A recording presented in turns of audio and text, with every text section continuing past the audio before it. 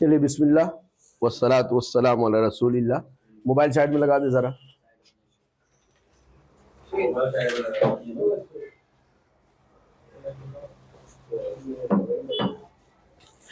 اس سے پہلے ہم لوگ حدیث پڑھ رہے تھے اور یہاں تک بات آئی تھی کہ نبی صلی اللہ علیہ وسلم نے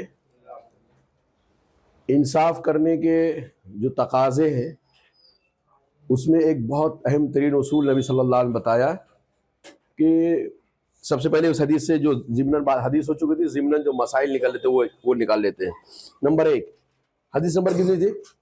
15. ماشاءاللہ 15.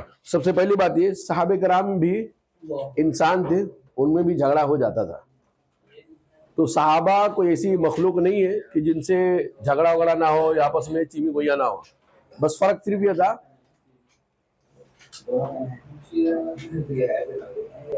صحابہ میں بنیادی فرق یہ تھا کہ صحابہ کرام میں آپس میں لڑائی ہوتی تھی, لیکن چونکہ وہ قرآن حدیث کے سچے ماننے والے تھے اس لیے اپنے معاملات کو جلدی سے حل کر لیا کرتے تھے. دشمنی ہوتی تھی لیکن دشمنی پال کے نہیں رکھتے تھے, جلدی سے وہ سالو کر لیا کرتے تھے. جیسا کہ 2 صحابی لڑتے جھگڑتے نبی وسلم کے پاس پہنچ گئے. تو اس حدیث سے پہلی بات یہ کہ صحابہ کرام میں بھی جھگڑا ہوتا تھا. دوسری ہے ہمارے نبی محمد صلی اللہ علیہ وسلم انسان تھے, اس میں کوئی شک کی بات ہے. اور انسان ہونے کا مطلب جو انسان کی بنیادی ضرورتیں نبی صلی اللہ علیہ وسلم کے ساتھ بھی لگی رہتی تھی. اب اسی سے یہ پتہ چلا اگر کوئی آدمی بولے ہمارے نبی صلی اللہ علیہ وسلم کو سایہ نہیں تھا, نبی صلی اللہ علیہ وسلم کا سایہ نہیں تھا, یہ بھی غلط ہے. کیونکہ انسان ہے, چیز ہے تو سایہ رہے گا. سایہ سمجھ میں آ رہا؟ پرچھائی. بہت سارے لوگ بولتے ہیں وہ سورج نبی صلی اللہ علیہ وسلم کا عکس نہیں لے پاتا تھا. یہ کہتے ہیں کہ نبی سائے میں بھی کوئی پیر رکھے کسی پرچھائی یا نور پڑی تو اللہ گوارا نہیں, ایسا نہیں وہ ان کے پاس سایہ بولے سایہ نہیں, سایہ نہیں اسی لیے نور ہے. سایہ نہیں اسی لیے نور ہے, سایہ نہیں ہے بغیر سایہ کے بولتے ہو, غلط ہے. نبی صلی اللہ علیہ وسلم کے پاس سایہ تھا. حضرت عائشہ رضی اللہ عنہا خود کہتی ہے, دیگر صحابہ کرام کہتے ہیں کہ ہم لوگ آ رہے تھے نبی صلی اللہ علیہ وسلم کے, جب دیکھا تو نبی صلی اللہ علیہ وسلم کہیں آڑ میں بیٹھے ہوئے تھے لیکن آپ صلی اللہ علیہ وسلم کی پرچھائی دیوار پہ تھی. جب وہاں پہنچے تو پرچھائی سے اندازہ لگا کہ یہ اللہ کے نبی صلی اللہ علیہ وسلم. تو بہرحال دوسرا حکم اس حدیث سے یہ پتہ چلا کہ ہمارے نبی صلی اللہ علیہ وسلم انسان تھے. نمبر 3 آپ صلی اللہ علیہ وسلم عالم الغیب نہیں تھے. اس حدیث سے کیسے پتہ چلا؟ عالم الغیب مطلب غیب کی ساری چیزیں جاننے والے, کیسے پتہ چلا اس حدیث سے؟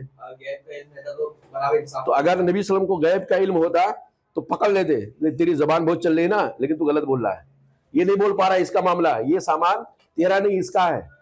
تو نبی صلی اللہ علیہ وسلم کہتے ہیں کسی کی باتوں کو سن کر کے میں اس کے حق میں فیصلہ دے سکتا ہوں, ایسا ممکن ہے. تو اس کا مطلب ہے کہ اگر غیب کا جانتے تو نبی صلی اللہ علیہ وسلم سے فیصلہ کرنے میں خطا نہیں ہوتی. نمبر 4 جو قاضی ہوتا ہے, جو جج ہوتا ہے, وہ ظاہری دلائل کی بنیاد پر فیصلہ کرنے کا مکلف ہوتا ہے. درستگی تک پہنچ بھی سکتا ہے, نہیں بھی پہنچ سکتا ہے. قاضی اور جو جج ہوتا ہے اس کی ذمہ داری بنتی ہے کہ دلائل کی روشنی میں فیصلہ کرنے کی کوشش کرے, جو دکھ رہا ہے اسی کے اعتبار سے فیصلہ کرے. باطن کا معاملہ اللہ تعالیٰ کے حوالے ہے. باطن یعنی چھپا ہوا کیا ہے, حقیقت کیا ہے, جج نہیں پتہ لگا سکتا ہے. لیکن جو ظاہری چیزیں ہیں, جو اصول ہے کہ دلائل یا تو پھر قسم, یہ دونوں بنیادوں پر آدمی فیصلہ کرے. جی آپ کوئی عالم کوئی جواب دے دے کسی کو تو ان کو گناہ نہیں ہے, غلط. مطلب اگر نہیں معلوم ہے, علم نہیں ہے, تو اگر ایسے قاضی جیسے قاضی کے لیے کوئی پڑھائی ہے یا پھر کوئی ہاں بالکل قاضی ہے تو مطلب قاضی ہے تو قاضی کے جو مراتب ہے, قاضی کے لیے جو بنیادی علم ہے, شرعی علم, یہ سب حدیث اس کو معلوم ہونا چاہیے. یہ حدیث اس کو نہیں معلوم ہے, قاضی بن گیا ہے. تو قاضی کے لیے جو بنیادی نبی صلی اللہ علیہ وسلم کی کتاب القضات سے متعلق حدیثیں ہیں, کورٹ کچہری سے ریلیٹڈ جو نبی صلی اللہ علیہ وسلم کی حدیثیں ہیں, وہ اصول تو اس کو معلوم ہونا چاہیے. جیسے کوئی آدمی کوئی بھی جا کے جج کی کرسی پہ تھوڑی بیٹھ جائے گا. بھائی کسان آدمی جو اسکول اور مدرسے کا منہ نہیں دیکھا ہے, کالج کا منہ نہیں دیکھا, جا کے جج کی کرسی پہ تھوڑی بیٹھ جائے گا. بھائی وہاں پہنچنے کے لیے اس کے اندر صلاحیت ہونی چاہیے. سمجھ میں آ رہا ہے؟ ہاں مطلب کوشش تو کرنی ہے حق تک پہنچنے کے لیے, اور حق تک پہنچنے کے لیے کوشش کا صرف اس کے پاس 2 ہی راستہ ہے, ایک تو دلیل دیکھ لے اور دوسرا یا تو قسم لے لے, جسے انشاءاللہ آخری حدیث میں ہی آ رہی ہے. تو جج جو ہے وہ ظاہری دلیلوں کی بنیاد پہ فیصلہ کرنے کا مکلف ہے. بہت ممکن ہے کبھی وہ انصاف تک پہنچ جائے اور کبھی تک انصاف تک نہ پہنچے. اگر ظاہری دلیلوں کی پابندی کیا ہوگا اور سوچ سمجھ کر کے اپنے حساب سے فیصلہ کیا ہوگا کہ حق فیصلہ کر رہا ہوں, پھر بھی اگر وہ غلط فیصلہ ہو گیا تو جج کے اوپر گناہ نہیں ہوگا, قاضی کے اوپر گناہ نہیں ہوگا, کیونکہ نبی صلی اللہ علیہ وسلم نے کہا کہ ایک آدمی چرب زبانی کی وجہ سے ہم کو باور کرا دیتا ہے کہ ایک سامان اس کا میں نے اس کو دے دیا حالانکہ اس کا نہیں تھا, تو دینے والا گنہگار نہیں ہوگا. ہاں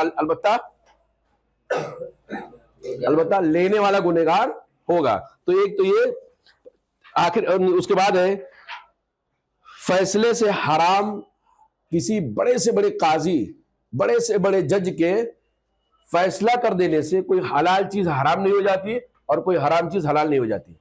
نبی صلی اللہ علیہ وسلم خود کہتے ہیں کہ اگر یہ کسی کا نہیں تھا لیکن چرب زبانی سے میں نے اس کے چرب زبانی کو میں نے اس کو دے دیا, تو میں نے نبی سے بڑا کوئی جج ہو سکتا, نبی سے بڑا کوئی قاضی نہیں ہو سکتا. تو اگر نبی صلی اللہ علیہ وسلم کسی کو کسی اور کا حق دے دیتے ہیں تو اس کے لیے جائز نہیں ہو سکتا ہے, وہ حرام کا حرام ہی رہے گا. تو پھر دنیا کا کون سا جج ہے جو فیصلہ کر دے ناحق اور وہ سامان اس کا ہو جائے, یہ ایسا نہیں ہو سکتا. تو جو اگلی چیز تھی, کسی بڑے سے بڑے قاضی اور جج کے فیصلہ کر دینے سے کوئی حلال چیز حرام نہیں ہو سکتی ہے اور کوئی حرام چیز حلال نہیں ہو سکتی ہے. آخری چیز یہ ہے, مسلمانوں کو فیصلہ کرانے میں خاص طور سے آخرت کو مد نظر رکھنا چاہیے. آخری چیز جو اس حدیث سے پتہ چل رہا ہے, نبی صلی اللہ علیہ وسلم نے کہا یہ آگ کا ٹکڑا ہے, یہ آگ کا ٹکڑا ہے, چاہے تو لے لے چاہے تو پھینک دے. مطلب وہ آدمی جہنم میں جانے والا ہے جو جان بوجھ کر کے کسی آدمی کا حق مار لیتا ہے, چاہے کسی قاضی کے ذریعے سے چاہے کسی جج کے ذریعے سے. تو آخرت کی فکر کرنا بہت بنیادی ضروری ہے. حدیث نمبر 6 پہ آتے ہیں, 16 پہ. حدیث نمبر 16 پہ ان عبد الرحمن بن ابی بکرہ, یہ دیکھیں دو صحابی الگ الگ ہیں, ایک حضرت ابو بکر ہیں اور ایک ابو بکرہ ہیں, دونوں الگ الگ صحابی ہیں. تو عبد الرحمن بن ابی بکرہ رضی اللہ تعالیٰ عنہ کہتے ہیں کہ کتبہ ابی, میرے ابا نے لکھا. کس نے خط لکھا؟ ابا کون ہوئے؟ ہاں, عبد الرحمن کہہ رہے, عبد الرحمن جو ابو بکرہ کے یعنی بیٹے ہیں وہ کہہ رہے کتبہ ابی, میرے ابا نے خط لکھا. آگے کی روایتوں کی بنیاد پہ یا آگے کے الفاظ کی بنیاد پہ میں کہتا ہوں لکھا نہیں لکھوایا. کتبہ ابی, میرے ابا نے خط لکھایا. وکتبت لہ, اور وہ خط کس نے لکھا؟ خط کس نے لکھا؟ میں نے لکھا. عبد الرحمن کہہ رہے ہیں کہ میرے والد نے خط لکھایا, اور لکھنے والا کون تھا؟ ڈکٹیٹ کرتے نا, ڈکٹیٹ, میری بات لکھو ذرا, میں کہیں دوسرے کے میل بھیجنا والا ہوں, یا تو جیسے بڑا آدمی ہوتا ہے تو چھوٹے آدمی سے بولتا ہے لکھ ڈالو. تو ابو عبد الرحمن رضی اللہ عنہ کہتے ہیں کہ میرے والد نے مجھ سے لکھایا. وہ خط کس کے نام پہ تھا؟ الابنہ عبداللہ ابن ابی بکرہ, ابو بکرہ کے دوسرے بیٹے عبداللہ کے نام پہ, جو وہ ہوا قاضن بسجستان, جو قاضی تھے. قاضی مانے جج تھے, فیصلہ کرنے والے تھے. بسجستان, سجستان کے اندر, سجستان موجودہ ایران کا جو علاقہ ہے, ایران کے اندر یعنی ایران کے مشرق میں ایک علاقے کا نام ہے سجستان, جو افغانستان سے ملا ہوا ہے. تو عبداللہ رضی اللہ تعالیٰ عنہ یہ سجستان کے قاضی تھے. ان کے ابا نے نصیحت کے طور پر ان کے نام خط لکھا, اور خط میں کیا لکھا؟ اللہ تحکما, کہ تم فیصلہ نہ کرنا. حکم مانے حکم, فیصلہ کرنا. اللہ تحکما بین اثنین, تم دو لوگوں کے بیچ میں فیصلہ نہیں کرنا. بہت سارے لوگوں کے بیچ میں تو بدرجہ اولا نہیں کرنا, کبھی ٹرائی بھی نہیں کرنا. اگر دو آدمی تمہارے پاس کیس لے کر آتے ہیں تو دو آدمی کے بیچ میں فیصلہ نہیں کرنا. وَأَنْتَ غضبان, اس حال میں کہ تم غصے میں ہو. وا مانے اور, انتا مانے تم, غضبان مانے غصے میں, غضبناک ہو. تو غصے کی حالت میں کبھی دو آدمی کے بیچ میں فیصلہ نہیں کرنا. کیوں؟ آگے اس کی روایت وجہ بیان کر رہے ہیں. بیٹے کو نصیحت کر رہے ہیں کہ کبھی بھی دو آدمی کے بیچ میں بھی, بہت سارے تو سوال ہی نہیں پتا, ٹرائی بھی نہیں کرنے کا.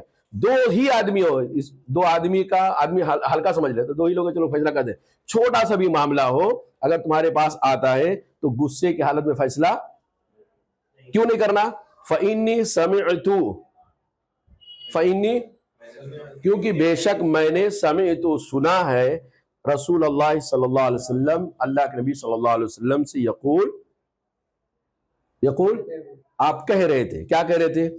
لا یحکم احد, کوئی بھی فیصلہ نہ کرے, بین اثنین, دو لوگوں کے بیچ. آپ نبی صلی اللہ علیہ وسلم کی حدیث بیان کر رہے ہیں کہ میں تم کو منع کیوں کر رہا ہوں, کیونکہ میں نے نبی صلی اللہ علیہ وسلم کو یہ کہتے ہوئے سنا, لا یحکم احد بین اثنین, تم میں سے کوئی بھی آدمی دو لوگوں کے بیچ میں فیصلہ نہ کرے, وہ غضبان, جبکہ وہ गजबनाक हो, गुस्से में हो। क्यों?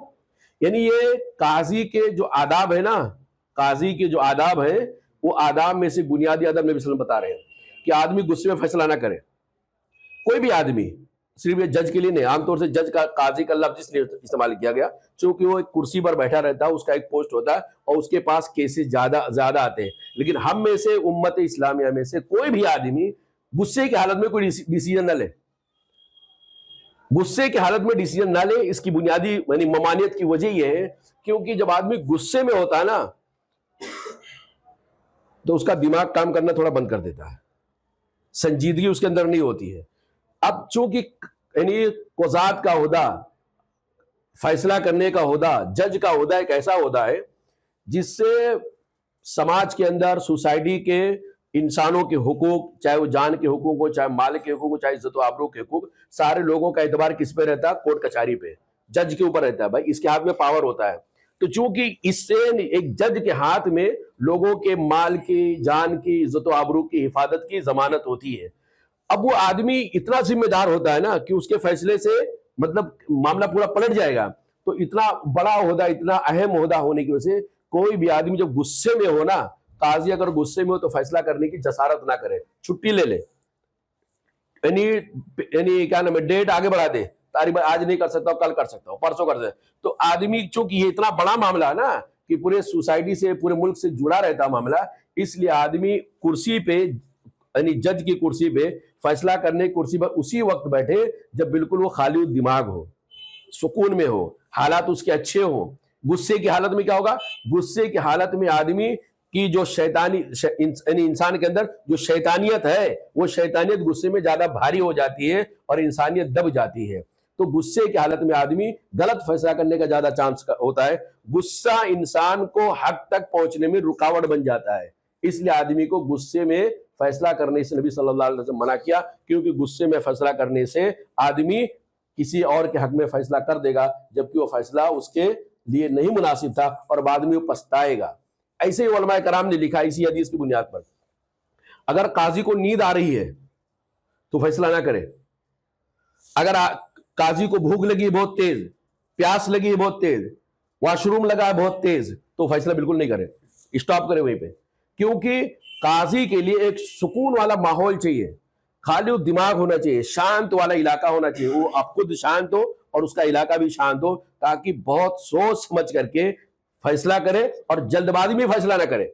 इसलिए हम देखें कि कई, यानी एक तारीख पर दूसरी तारीख पे तीसरी तारीख शरई अदालतों के अंदर भी होता है। तो ऐसा बोलते हैं ये लोग कुछ तो सीटिंग कर रहे हैं, कुछ सीटिंग नहीं कर रहे। काजी की जिम्मेदारी बनती है कि जो फैसला करने के जो आदाब नबी सल्लल्लाहु अलैहि वसल्लम बताए, उन आदाब का लिहाज करे। अगर उसका दिमाग खाली ज़हन ना हो, उसका दिमाग सुकून ना, पुरसुकून ना हो, तो फैसला करने से अपने आप को बचा ले। तो इससे क्या होगा? इंशाअल्लाह इंसाफ होगा, फैसला करने में इंसाफ होगा, या कम से कम इंसाफ तक पहुंचने के लिए जो जज से कोशिश हो सकती है वो अपनी जायज कोशिश कर लेगा। और जहां आदमी गुस्से में फैसला किया तो पूरा का पूरा मामला चौपट होकर रह जाएगा। अफसोस ये है कि नबी सल्लल्लाहु अलैहि वसल्लम ये हदीस बताया है, लेकिन आज हमारे जमाने में आप देखें जितने घरेलू फैसले होते हैं, जितने घरेलू फैसले होते हैं, मियाँ बीवी के फैसले हो गए, भाई बहन के फैसले हो गए, रिश्ते नाते के फैसले हो गए, सब किस में होते हैं? आपको पता नहीं है, हम लोग को पता है कि लोग कैसे कैसे भाग भाग के आते हैं। क्या हुआ? अरे बस आया घर में, कुछ चीज पसंद नहीं आया तो मैंने फटाक से जबान से बोल दिया तलाक तलाक। तो अब क्या करेंगे? वहां गया तो बोले हलाला करा, वो बोले तो बीवी गई, वहां गया तो वो गया, लेकिन ना बीवी जाने के लिए तैयार है, ना मैं छोड़ने के लिए तैयार हूं, छोड़ने के लिए तैयार है। तो फिर बोला क्यों? क्योंकि गुस्से में था।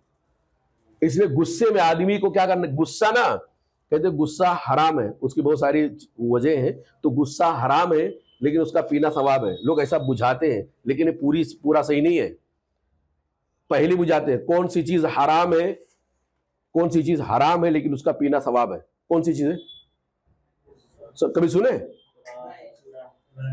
एक चीज हराम है लेकिन उसका पीना सवाब है, बोलते गुस्सा है। लेकिन ऐसा नहीं है। गुस्सा अगर आदमी ने, गुस्से इंसान को गुस्सा आता ही आता है जिंदगी में, और जो आदमी गुस्सा नहीं आता है वो एकदम पागल है, उसके बाद दिमाग नहीं है। गुस्सा आता ही आता है। हमारे नबी सल्लल्लाहु अलैहि वसल्लम को गुस्सा नहीं आया, लेकिन गुस्सा कहां पे आना चाहिए, किस हद तक आना चाहिए, कहां पे कंट्रोल करना चाहिए, एक्शन क्या लेना चाहिए वो इंसान की तबीयत के ऊपर डिपेंड होता है। तो बहरहाल इस हदीस से पता चला कि आदमी को गुस्से की हालत में फैसला नहीं करना चाहिए। याद रखिए सिर्फ काजी और जज के लिए नहीं है, हम अपने बच्चों में फैसला करें, अपनी बीवी के मामले में फैसला करें, माँ बाप के बारे में फैसला करें, तो भी गुस्से में फैसला ना करें, क्योंकि गुस्से में आदमी फैसला करेगा तो फायदा से ज्यादा नुकसान कर बैठेगा, और नुकसान कर बैठेगा बाद में वो जब गुस्सा उसका ठंडा हो जाएगा तो पछताएगा। गुस्से में आदमी आया और डिसीजन लिया, बच्चे को मार दिया, लग गया उसके कान पे, पर्दा फट गया, आंख में मार दिया, हाथ में कोई चीज होता उठा के फेंक दिया, आंख में हाथ में कोई चीज उठा के फेंक दिया, सामने बच्चे को लग गया, बीवी को लग गया, दांत टूट गया, दांत टूट गया तो वापस थोड़ी आएगा, आंख में कहीं लग गया बाद में पछताएगा। इसलिए गुस्से में अल्लाह के नबी सल्लल्लाहु अलैहि वसल्लम ने गुस्से को ठंडा करने के लिए बहुत सारे तरीके बताए हैं कि वो अपनी हालत बदल ले। उसके बाद 17 नंबर पे हदीस है, अनबी बकरत, देख आप उर्दू वालों में एरर है, पता नहीं इंग्लिश वालों में क्या है, ये हदीस भी अबू बकरा ही की है, अबू बकर की नहीं है। क्या लिखा है उर्दू वालों में? 17 नंबर, हाँ बकरा ना, उर्दू वालों में अबू बकर है, तो अबू बकर नहीं बल्कि वही हदीस जो पहले वाली साहबी से था वही यहाँ पे भी है। अनबी बकरत रदियल्लाहु ताला अन्हु क़ाल क़ाल रसूलुल्लाह सल्लल्लाहु अलैहि वसल्लम, अल्लाह के नबी सल्लल्लाहु अलैहि वसल्लम ने इरशाद फरमाया, अला उनब्बिउकुम बिअकबरिल कबाइर, अला क्यों नहीं, उनब्बिउ, नब्बा युनब्बिउ माने आगाह करना, इसीलिए जो अलार्म की घड़ी होती है ना उसको मुनब्बा बोलते हैं, मुनब्बातु सातिन यानी अलार्म बजाने वाली घड़ी। तो अला उनब्बिउकुम, क्या मैं तुमको आगाह न कर दूं, क्या मैं तुमको न बता दूं, बिअकबरिल कबाइर, बड़े बड़े गुनाहों के मामले में। अकबर ऑलरेडी पहले से बड़ा है, अकबर माने ग्रेट, और उसके अकबरुल कबाइर,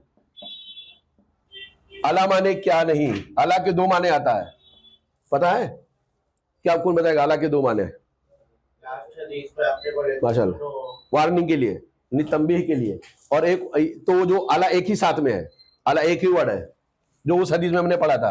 अला माने खबरदार, सामने वाले के दिमाग को खींचने के लिए, ज़हन को अपनी तरफ अट्रैक्टिव करने के लिए। यहाँ पे क्या है, यहाँ 2 अलग अलग वर्ड है, आ माने क्या, ला माने नहीं, क्या नहीं मैं तुमको बताऊं, हदीस यहाँ पे गायब है।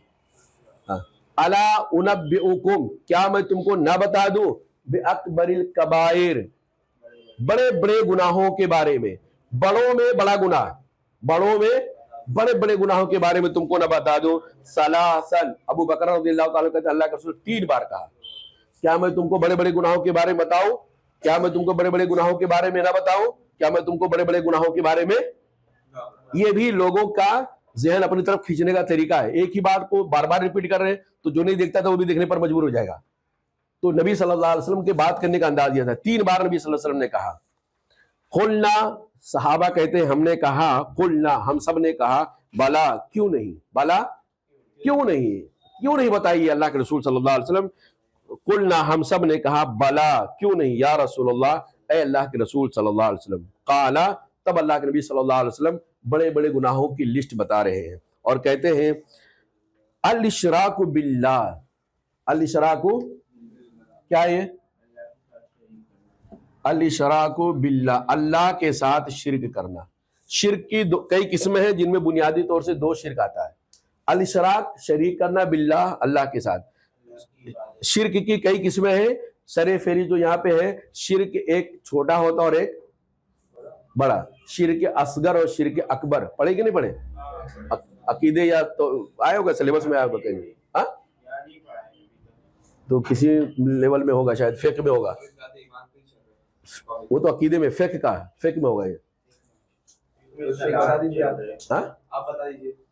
चलिए शिर्क की 2 किस्में, एक शिर्क असगर और शिर्क अकबर। अकबर माने ही बड़ा होता है और असगर माने छोटा, तो शिर्क अकबर किसको कहते हैं और शिर्क असगर किसको कहते हैं? हदीस सुने होंगे आपने, ध्यान नहीं दिया होगा, हदीस बहुत आपने सुना होगा। शिर्क असगर रियाकारी को बोलते हैं, दिखावा को बोलते हैं। आप इबादत करें अल्लाह की, नमाज पढ़े, रोजा रख ले, किसके लिए? अल्लाह के लिए, लेकिन ये थोड़ा खुश हो जाए, ये भी देख रहा है मैं नमाज पढ़ रहा हूँ, मैं अकेले हूँ, कोई नहीं देख रहा है, तो माशाल्लाह मैं अपने हिसाब से पढ़ रहा हूँ, जल्दबाजी जो भी है اور اب مجھے پتا چلا ارے ابا بھی دیکھ رہے ہیں, تو اب میں تھوڑا 5 مرتبہ جو ہے 7 مرتبہ سبحان ربی الاعلیٰ کہہ رہا ہوں. کمپنی میں نماز پڑھ رہا ہوں بوس کو تھوڑا اعتماد میں لینے کے لیے, کیونکہ میں بھی تھوڑا اللہ والا ہوں, دیندار ہوں, تو تھوڑا سا رکوع سجدہ بڑا کر دیا, تو اب بیچ میں آ گیا. تو اس کو بولتے ہیں شرک اصغر, چھوٹا شرک, دکھاوے والا شرک. ریاکاری کو چھوٹا شرک بولتے ہیں. اور شرک اکبر ہے کہ اللہ کے سوا کسی اور کی عبادت کرنا, ٹھیک ہے, اور بہت ساری قسمیں ہیں شرک کی. تو اس کے اندر دونوں شرک آ جاتا ہے. تو بڑے بڑے گناہوں میں پہلا گناہ کون سا ہے؟ شرک ہے. نمبر 2 ہے حقوق الوالدین. حقوق الوالدین, ماں باپ کی نافرمانی کرنا. یہ نافرمانی کا مطلب کیا ہوتا ہے؟ نافرمانی میں سمجھتے ہیں ابا جو بولے وہ نہیں کریں گے تو نافرمانی ہے, امی جو بولے وہ نہیں کریں گے تو نافرمانی. حقوق الوالدین کا مطلب ہوتا ہے ماں باپ کے ساتھ غلط برتاؤ کرنا, بیڈ بیہیو کرنا, برا سلوک کرنا. اب وہ چاہے ان کی باتوں کو کاٹ کر کے ہو, چاہے ان کی بعض باتوں کو مان کر کے بعض کو کاٹ کر کے ہو, چاہے ان کی نافرمانی, یعنی ماں باپ کی نافرمانی کرنا یہ بھی بڑا. سوتیلی امی ہو, ظلم کرتے ہو, تو پھر اس کا کیا نافرمانی کرنا صحیح نہیں؟ وہ دیکھو اب پھر 2 چیزیں آپ نے ڈال دیا بیچ میں, ایک تو سوتیلی ماں ڈال دیا, دوسرا ظلم کرتی ہے. بیٹا مان کے نہیں چلتا, ایسا بول سکتے. بیٹا مان کے نہیں چلتا ہے, بیٹا ماں کو ابا مانتے ہیں, دوسری ماں ہے. اگر یہ ماں اور باپ بھی بہت ممکن ہے, پلیز بہت ممکن ہے, یہ دونوں انسان ہیں. سگے ماں باپ کی بات بتا رہا ہوں, یہ دونوں انسان ہیں. ان سے بھی کبھی کچھ زندگی میں ایسا ہو سکتا ہے کہ بچے کو واقعی ظلم ہو رہا ہو بچے کے اوپر, انجانے میں یا جانے میں ہو سکتا ہے. تو ایسی صورت میں بھی آپ کو ماں باپ کے ساتھ اچھا برتاؤ کرنا. اب سوتیلی ماں تو بہرحال وہ ماں باپ کے درجے میں نہیں آ سکتی ہے, حقیقت یہ ہے کہ ماں باپ کے درجے میں وہ نہیں آ سکتی. تو بہرحال حقوق الوالدین, ماں باپ. ہاں ہاں ہاں ہاں ہاں ہاں میرے ساتھ کبھی کبھار ایسا ہوتا ہے میں نماز پڑھ رہا ہوں, یہ بھی آ جاتے ہیں, میں پھر صحیح یہ ہوتا ہے کہ ارے ابھی میں نماز پڑھ نیت مان رہا ہوں, میں تو لیٹ ہی پڑھ رہا ہوں, لیکن ابھی میں لیٹ پڑھ رہا ہوں, میں آرام سے پڑھ رہا ہوں, لیٹ نہیں آرام سے پڑھ رہا ہوں. ہاں اطمینان سے, اطمینان سے. ابھی میں اطمینان سے پڑھ رہا ہوں, کوئی بات سننا لگے کہ بھائی میں جان بوجھ کے دکھانے کے لیے کر رہا ہوں, دماغ میں شبہ آتا ہے, شبہ آتا ہے. تو اس کے دماغ میں کیا چلے گا ہم کو اس سے مطلب نہیں, ہمارے دماغ میں کیا چل رہا ہے. نہیں دیکھیے, میں کوئی مجھے دیکھے یا نہ دیکھے, میں عبادت کر رہا ہوں. اب کوئی اگر آ رہا ہے تو میں اپنے پرانے عبادت پہ باقی رہوں گا, پرانے طریقے پہ. کیونکہ ایک منٹ بتا رہا ہوں نا, تو اگر آپ پہلے سے ماشاءاللہ 7 بار سبحان ربی الاعلیٰ, سبحان ربی العظیم رکوع سجدہ میں پڑھتے آئے ہیں, چوتھی رکعت میں آپ کے سامنے کوئی آ گیا تو آپ 7 کو 7 ہی رکھیے. اب آپ کو شیطان اگر آپ کے دماغ میں بات آتا ہے یار پہلے 7 بولتا تھا, اب یہ آ گیا تو 5 ہی بولتا ہوں, کیونکہ ریا سے بچنا ہے نا, اس کو دکھانا نہیں ہے. تو یہ وسوسہ جو ہے شیطان کی طرف سے آیا. کس کی طرف سے؟ شیطان کی طرف سے آیا. تو اب آپ کو کیا بنانا ہے بھائی, میں پہلے سے اسے چل رہا آیا ہوں, تو ہمیں پہلے سے چلنا, اس کے دماغ میں آئے یا نہ آئے, وہ بولے گا ارے یار نماز پڑھتا ہے, بڑا دیندار ہے, تو نماز ہی چھوڑ دیں گے. یہ شیطانی وسوسہ ہے. تو آپ کا جو دیکھیں, ہم کو ثواب اس سے نہیں لینا ہے. ثواب کس سے لینا ہے؟ ہمیں اس کو نہیں دکھانا. پہلے سے میں اس کو نہیں دکھا رہا, یہ تھا ہی نہیں, میں تو اللہ کو پہلے سے دکھا رہا تھا, لاسٹ تک اللہ تعالیٰ کو دکھاؤں گا. اور میرا اللہ تعالیٰ سے رابطہ جڑا ہوا ہے, اور ادھر سے جو بھی جو آدمی سوچے اچھا برے سوچے, ہر آدمی کے بارے میں ایک کام کریں گے, 2 آدمی دیکھیں گے, 2 الگ الگ ریئیکشن دیں گے. ایک بولیں گے ریاکار ہے, ایک بولیں گے بہت زیادہ متقی پرہیزگار ہے. تو آپ کو اس سے نہیں, آپ ثواب کس سے کمانا ہے آپ کو؟ اللہ سے. تو آپ کا پورا دماغ اسی طرح بنے. تو ماں باپ کی نافرمانی کرنا یہ بڑے گناہوں میں سے, دیکھ شرک کے بعد دوسرے نمبر پر گناہ. شیخ عبدالعزیز مدنی صاحب کہتے ہیں کہ ایسی نیکی سے بچو جس سے ریاکاری نہیں ہے. جی صحیح ہے, ایسی نیکی کرو ہی مت جس سے اگر آپ کے اندر ریا پیدا ہو جائے. یا آپ وہ نیکی کون سی ہے شیخ؟ جیسے کہ ابھی ایک حدیث گئی تھی لاسٹ ٹائم پہ, جہاں پہ جو لوگ کنجوس لوگ کو دکھانے تھوڑا سا مال ڈونیٹ کرو, یہ تو والی ہو گئی نا. ہاں پھر سے جیسے کہ ابھی پچھلے اس میں کچھ حدیثیں گئی, نبی صلی اللہ علیہ وسلم نے کہا ہے جہاں پہ مطلب کوئی مال نہیں دے رہا ہے, تھوڑے دبا کے رکھ رہا ہے, حوصلہ افزائی کیجیے, آپ مال دے دو, آپ کو دیکھ کے لوگ دیں گے. ہاں صحیح ہے. تو پھر ریاکاری نہیں, دیکھو بتاتا ہوں, ریاکاری میرے اندر ریاکاری ہے نہیں, کوئی نہیں طے کر سکتا. آپ کے اندر ریاکاری ہے, آپ کے سوا کوئی نہیں جان سکتا, یا تو آپ کو پتا یا اللہ کو پتا. بھائی ریاکاری کا تعلق کہاں سے ہے؟ دل سے. دل کا معاملہ کس کو پتا؟ अल्लाह को पता है, आपको पता है। तो अगर देखिए मुझे तो 10 लाख रुपए 10,000 रुपया देना था, मस्जिद बन रही थी, अनाउंस हुआ 10,000 रुपया मैंने नियत किया देना है, लेकिन अब ये तो मेरा पहली नियत है। दूसरा ये कि अगर मैं दूंगा ना तो देख करके दूसरे लोग भी देंगे, मैं दूंगा तो दूसरे लोग भी देंगे, लेकिन मेरा मेन टारगेट क्या है, मुझे देना था अल्लाह की रजा के लिए। तो इसमें दूसरी चीज शामिल है। देखिए नियतें दो तरह होगी, एक ये कि 10,000 रुपया दूंगा, लोग बोले हैं माशाल्लाह बहुत बड़ा सेठ है 10,000 रुपया दिया, एक ये। दूसरा ये नियत कि अगर मैं 10,000 रुपया दे रहा हूं तो लोग दूसरे देख करके भी मेरे नक्शे कदम पे चलते हुए लोग भी दिल खोल के दे लेंगे। तो अगर ये नियत है तो उसमें कोई हर्ज की बात है। नबी सल्लल्लाहु अलैहि वसल्लम की हदीस है कि जो आदमी इस्लाम के अंदर नया तरीका इजाद करे, अच्छा तरीका, नया नहीं, अच्छा तरीका यही है कि भाई सदका करना तो सवाब का काम है, लेकिन अब अनाउंस हुआ कोई दे ही नहीं रहा, तो एक साहब उठे माशाल्लाह शुरुआत कर दिए, अब उनका देख करके सारे लोग कर रहे हैं। तो ऐसी सूरत आप बोले रियाकारी, ऐसी हालत में अगर आपने 10,000 रुपया दे दिया या कुछ अमाउंट पहले इब्तिदा में दे दिए, ये नियत करते हुए एक सवाब तो अल्लाह से लेना है, लेकिन दूसरी नियत आपकी आ गई कि मुझे देख करके दूसरे लोग भी देंगे, तो आपकी देखा देखी जितने लोग भी पैसा देंगे, सदका करेंगे, सारे लोगों को उनके सदके का सवाब मिलेगा, प्लस आपको और मिल जाएगा, सारे लोगों के सदके का भी सवाब मिल जाएगा, क्योंकि आप एक जरिया बने हैं नेकी के काम करने के तरफ लोगों को रागिब करने का। समझ में आ गया? तो रियाकारी देखिए आप नहीं बता सकते किसी के बारे में, हम आपके बारे में नहीं बता सकते, आप हमारे बारे में। रियाकारी का ताल्लुक पूरा दिल से है और दिल का इल्म सिर्फ अल्लाह ताला को है। तो वो जो अब्दुल हसीब साहब ने कहा था कि रियाकारी के कामों से बचो, तो रियाकारी आ सकती है, ठीक है, तो इसीलिए हम कहते हैं ना भाई सुन्नत नमाज जितना आप छुप के पढ़ सकते हो पढ़ो, लेकिन एक आदमी जो उसका मामूल है मस्जिद में पढ़ना, लोगों के सामने पढ़ना, तो उसमें कोई हर्ज की बात नहीं। अगर ये हालत में आ गए तो बीच में तौबा कर लेना, अल्लाह से मतलब पनाह मांगना, उज़ बिल्लाह। देखिए एक चीज है ना, ये जो शिर्क असगर है ना, वो शैतान के वसवसे से आता है, बराबर ना, और उसको आने में देरी लगती है ना जाने में देरी लगती है। अब आप माशाल्लाह मैं नमाज पढ़ रहा हूं, मैं अपने हिसाब से जैसे 3 रकात पढ़ा, चौथी रकात भी वैसे पढ़ रहा हूं, कोई आदमी आ गया तो फौरन में दिल में आएगा, आ गया तो ठीक है, इतना तो आएगा। किसके दिल में नहीं आएगा? सबके दिल में आएगा ना। तो अब जब सबके दिल में आ रहा तो सारे लोग रियाकार हो गए, तो अब क्या करेंगे? हमारी जिम्मेदारी बनती है, नहीं मैं पहले से पढ़ रहा था वैसे पढ़ूंगा, अल्लाह के लिए 3 पहले भी पढ़ा था, चौथी भी अल्लाह के लिए पढ़ूंगा, अब वो आने दो। तो आपने गोया आपके अंदर शैतान की तरफ से वसवसा आया ना कि रियाकारी के अंदर मुब्तला हो रहे, तो आप उसको झटक के फेंकने की कोशिश करें, तो आप इंशाल्लाह रियाकारी के अंदर मुब्तला नहीं होंगे। कहते हैं नमाज के अंदर ख्यालात सबके आते हैं। आप नमाज पढ़े शुरू की, अब्बा याद आ रहे, अम्मी याद आ रही, घर वाले याद आ रहे, दुकान याद आ रहा, कस्टमर याद आ रहा, किसके साथ नहीं हो रहा भाई? कोई कह सकता नहीं हो रहा, अरे अल्लाह के नबी सल्लल्लाहु अलैहि वसल्लम के साथ भी हुआ, सबके साथ हुआ। लेकिन भाई जब नमाज में सबके साथ दुनियावी कारोबार के ख्यालात आते हैं तो उसमें सब तो एक बराबर हो गए, तो फिर इसका नमाज किसी की नहीं हुई। नहीं मेरे भाइयों, आया वो सोचा सबको, ख्याल आया सबको, लेकिन उसमें 2 तरह के लोग हो। एक है जो झटक के फेंक रहा, चल अल्लाह के सामने खड़ा हो, दुकानदार छोड़ो, कस्टमर छोड़ो, तो थोड़ा सा आया फिर झटका, फिर आया फिर झटका, तो झटकने पे उतारू है, मतलब दुनियावी ख्यालात को हटा रहा है और पूरा अल्लाह की तरफ से ध्यान लगा रहा है। दूसरा आदमी है कि उसके दिमाग में जब ख्याल आया तो पूरा उधर ही गुम हो गया, चौथी रकात कब पूरी हुई इमाम साहब ने कब किया तो उसको पता नहीं।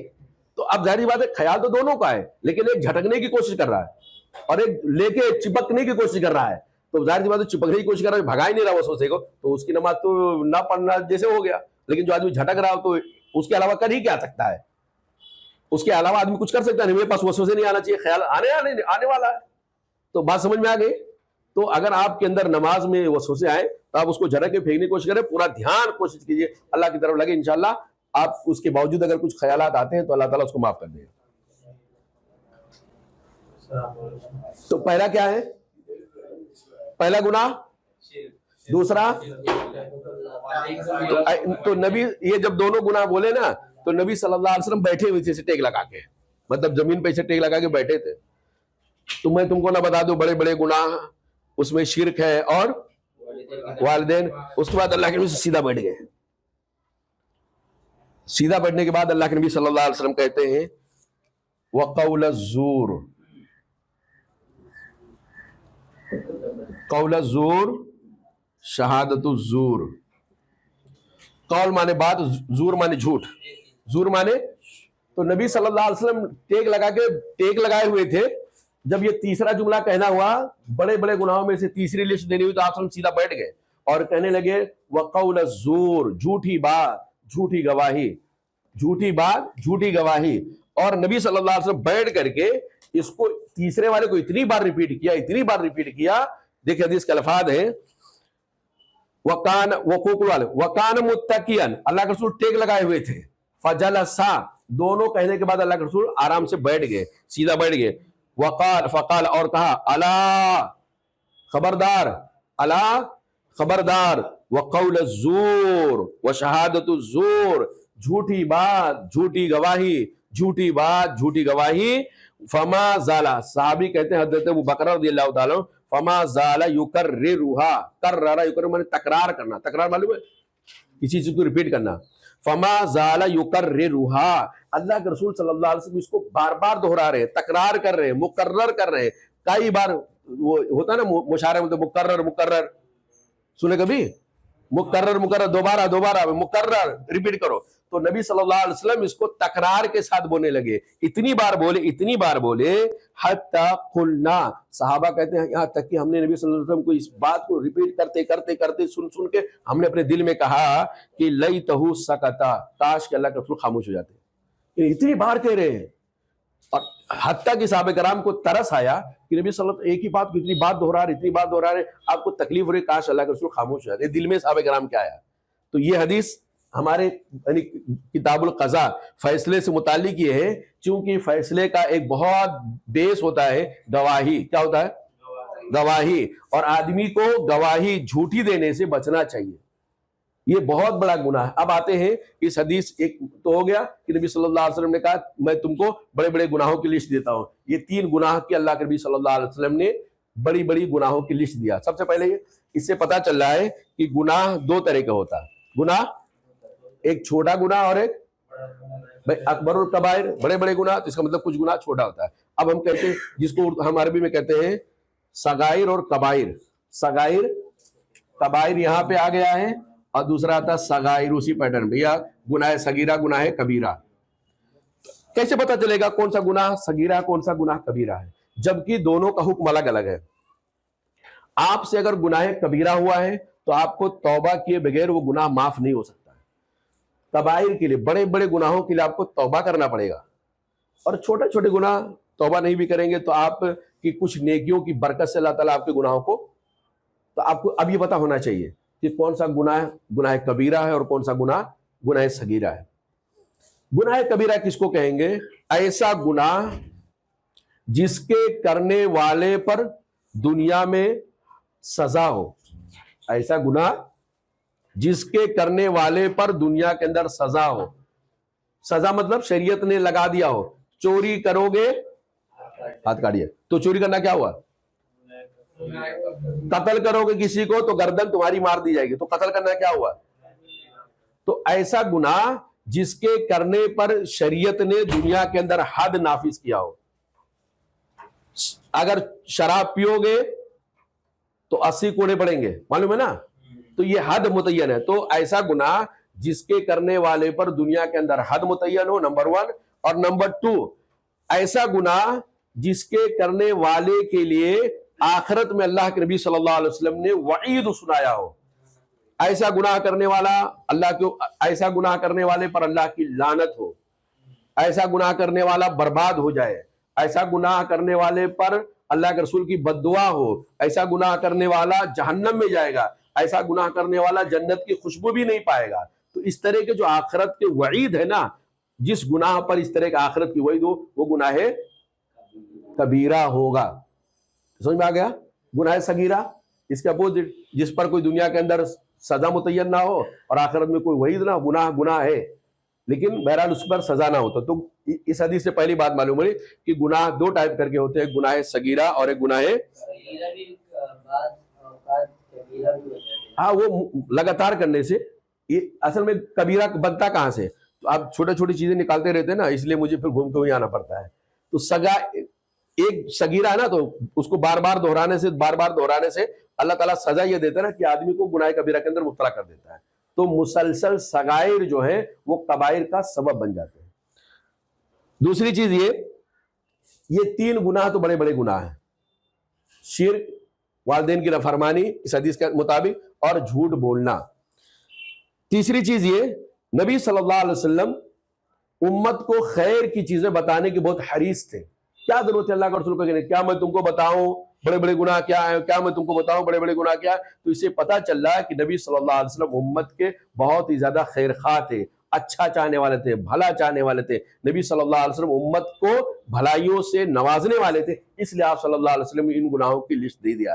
اور چوتھی چیز معلوم پڑا کہ دیکھیے یہ تو بڑا گناہ ہے، یہ بھی بڑا گناہ ہے، لیکن یہ کہنے کے لیے اللہ کے نبی صلی اللہ علیہ وسلم نے تین چیزیں تبدیل کیا۔ نمبر 1، نبی صلی اللہ علیہ وسلم لیٹے ہوئے تھے، ٹیک لگائے ہوئے تھے، کیا کیے؟ یہ جملہ امپورٹنٹ کتنا ہے کہ نبی صلی اللہ علیہ وسلم ٹیک لگائے ہوئے تھے، آپ سیدھے بیٹھ گئے، اس کے بعد کہتے ہیں الا خبردار چوکنے ہو جاؤ۔ اور تیسرا یہ، اسی کو جب شروع کیے نا تو ختم ہی نہیں کر رہے، یعنی یہ لاسٹ والا سینٹنس اتنا امپورٹنٹ ہے کہ نبی صلی اللہ علیہ وسلم کے 3 چیزوں سے پتا چلا۔ آپ ٹیک لگائے تھے، آپ بیٹھ گئے سیدھا، کوئی امپورٹنٹ بات کہنا چاہتے ہیں۔ دوسرا یہ آپ صلی اللہ علیہ وسلم نے کہا الا خبردار، اور تیسرا یہ اللہ کے رسول بار بار اس کو دہرا رہے ہیں، حالانکہ یہ گناہ سب سے بڑا ہے۔ اس کو کہنے کے لیے اللہ کے رسول نے یہ فارمولا نہیں اپنایا، کیوں؟ اس لیے کیونکہ مسلمان تو اس کو بڑا سمجھتا ہے، اس کو بھی سمجھتا ہے، لیکن اس کو ہلکے میں لیتا ہے۔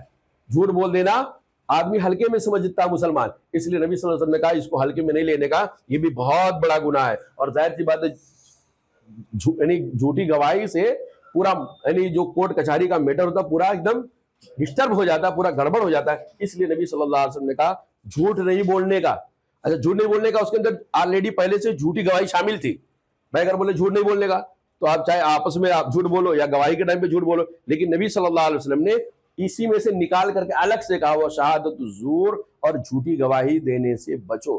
اگر آپ کو پتہ نہیں ہے کسی چیز کا تو آپ بالکل گواہ مت بنیے، کیونکہ آپ کے گواہی دینے سے کسی کا حق کسی اور کو مل سکتا ہے، قاضی سے فیصلہ کرنے میں غلطی ہو سکتی ہے، قاضی کسی کا معاملہ کسی اور کے سر پہ ڈال سکتا ہے، اس لیے جھوٹی گواہی دینے سے بچنا چاہیے۔ اب دیکھو ذرا 500 روپیہ 100 روپیہ ایک چائے پہ لوگ گواہی دے دیتے ہیں، ایک چائے پہ لوگ گواہی دینے کے لیے تیار ہو جاتے ہیں۔ مسلمانوں کا معاملہ یہ ہے، جبکہ اللہ کے نبی صلی اللہ علیہ وسلم نے کہا یہ گناہ کبیرہ ہے۔ تو گناہ کبیرہ، آخری چیز جو پتہ چلتا ہے اس حدیث سے کہ گناہ کبیرہ کے لیے توبہ کرنا ضروری ہے۔ آپ نماز چھوڑ دیے ہیں تو ایسا نہیں کہ دوسری نماز پڑھ لیں گے تو پہلی نماز کا چھوڑنے کا گناہ معاف ہو جائے گا۔ آپ کو دوسری، اگر آپ نے نماز چھوڑ دیا تو آپ کو نماز چھوڑنے کا جو گناہ تھا اس کی تلافی کے لیے، معافی کے لیے آپ کو اللہ تعالیٰ سے توبہ کرنا پڑے گا۔ تو یہ کچھ چیزیں تھی۔ ایک اور حدیث تھی لیکن چونکہ وقت ختم ہو گیا ہے، وہ 18 نمبر کی حدیث انشاءاللہ اس کو ہم آئندہ بیان کریں گے۔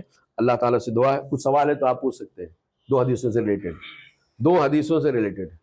ہاں ہاں اور جھوٹ کے متعلق ہاں جی، اور یہ وہ میرے شخص ہمارے درمیان کوئی ایسی بات ہو گئی کہ اگر آپس میں راز رکھیں گے اور کوئی تیسرا شخص آپس میں راز، ہاں راز رکھیں گے ہاں اور پھر کوئی تیسرا آ کے یا پھر کوئی باقی لوگ آ کے پوچھ رہے ہیں تو ہم لوگ راز رکھتے ہیں، میں نے اس سے وعدہ کر لیا، اب میں اس کو وہ بات نہ بتانے کے لیے جھوٹ بول سکتا ہوں؟ نہیں آپ کو بولنا پڑے گا کہ آپ ہم سے کانفیڈنس میں بات بتائیے، سوری نہیں، میں آپ کو سوال پھر سے دوہرائے۔ آپ لوگوں کے بیچ میں کوئی ڈیلنگ ہو گئی، ہاں کنورسیشن ہو ہاں تو اس پہ وہ بات کو سیکریٹ رکھنا وعدہ کر لیا ہے، ہاں صحیح ہے۔ اگر کوئی پوچھتا ہے آپ صاف بول دو ہم نہیں بتائیں گے، ہم نہیں بتائیں گے، ہم نے اس سے وعدہ کیا ہے، وہ آپ سے ریلیٹڈ نہیں ہے، مثال کے طور پہ وہ آپ سے ریلیٹڈ نہیں ہے، ہم نہیں بتائیں گے جی۔ اور جیسے کہ میری کسی نے مدد کر دیا اور شخص نے کہا کہ اس بارے میں کسی کو مت کہنا کہ میں تمہاری کیا ہوا ہے، اور وہ پوچھے بھی تو بتانا نہیں، میرا نام نہیں لینا، اور کوئی آگے کہے گا یہ فلاں شخص تمہاری مدد کر دے گا، تو اس ٹائم پہ کیا ہو نہیں معلوم بھی بول نہیں سکتے کہ وہ بھی جھوٹ ہو جائے۔ جھوٹ تو بہرحال جھوٹ ہی ہے۔